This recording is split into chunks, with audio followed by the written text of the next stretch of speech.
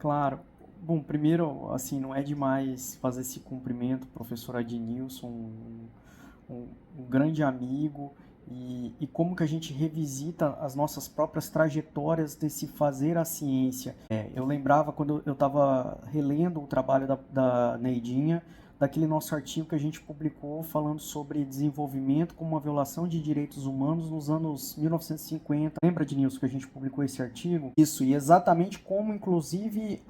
as fontes oficiais em Rondônia,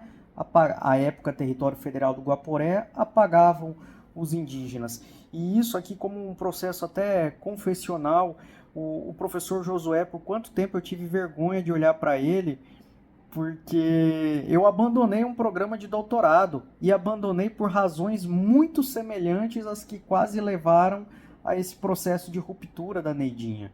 Então eu nunca tive condições até de pedir desculpas em público por tudo isso, e não que ele tenha qualquer parte nesse processo, mas assim, como que nessas trajetórias, às vezes a gente compromete as nossas vidas pessoais, profissionais, acadêmicas e epistêmicas em nome daquilo que a gente até acha que está fazendo certo e não está. E aí eu me vi em algum momento com o dever de puxar a orelha da Neidinha, assim, de puxar e tirar daquilo e falar, não, Neidinha, vamos terminar assim, isso acaba quando termina, e para terminar tem que terminar, e é isso. Não tem grande sofrimento, não. Vamos transformar isso aqui em algo mais operacional, mais concreto e mais prático. Ao mesmo tempo que, quando eu achava que isso era absolutamente simples do ponto de vista epistemológico, fenomenológico,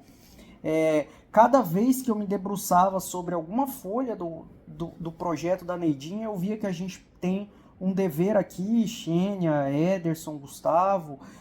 em reinventar o fazer acadêmico e científico. Como que as nossas instituições ainda são instituições de exclusão, instituições de segregação, e como que a gente faz dentro disso, de epistemologias outras, de descolonizações, de pós-colonialismos, né, de epistemologias de um sul global, como que a gente faz essa caminhada por um outro percurso, como disse a Neidinha tão lindamente, com a poronga na nossa cabeça e não exatamente com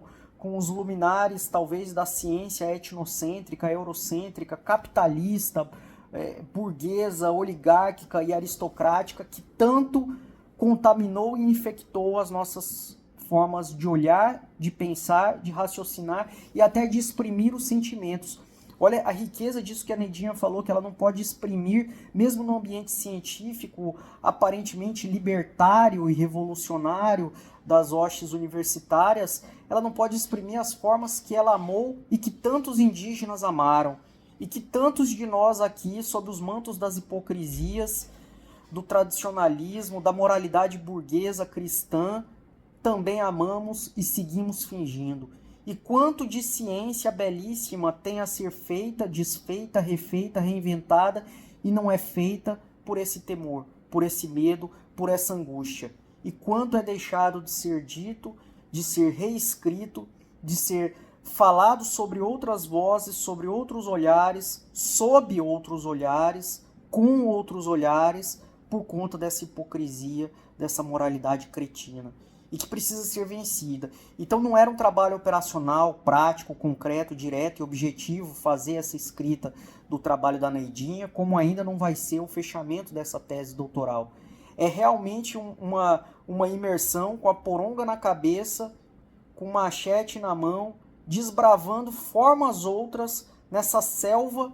absurda que ainda é uma selva de pedra, mas igualmente brutal, gélida, nojenta e que por muitas vezes refratária às inovações que é o fazer da ciência e da epistemologia sob esses outros, sobre e com esses outros olhares. E é tudo isso que a Neidinha se propõe a fazer aqui. Então, dito isso, eu acho que o trabalho é belíssimo, é um trabalho que nos faz pensar e repensar, refletir sobre como que nós fazemos a nossa ciência cotidiana aqui nos variados programas, seja o programa de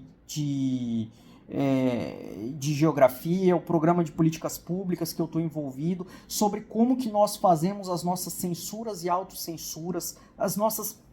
mentiras, e até engasgo aqui, mentiras e autoenganos como pesquisadores, quanto nós deixamos de dizer em nome de uma uma suposta metodologia científica, uma neutralidade axiológica que só serve aos grandes grupos econômicos, aos grupos de interesse que dominam, inclusive, desgraçadamente, a pauta de nossos colegas. E quanto que tem de revolução, de transformação, de indignação e de nação nesse trabalho da Neidinha. Então, dito isso, Neidinha, seu trabalho é maravilhoso, é mais do que necessário, é profícuo, é positivo e eu acho que é um marco transcendental em todas as nossas vidas. Na vida do Adnilson, ouso dizer aqui do Josué, do Gustavo, do Ederson, da Xênia, na minha vida, e acho que a gente deixa aqui um grafismo indelével nas paredes da Universidade Federal, mas também nas nossas almas e nos nossos corações. É possível uma ciência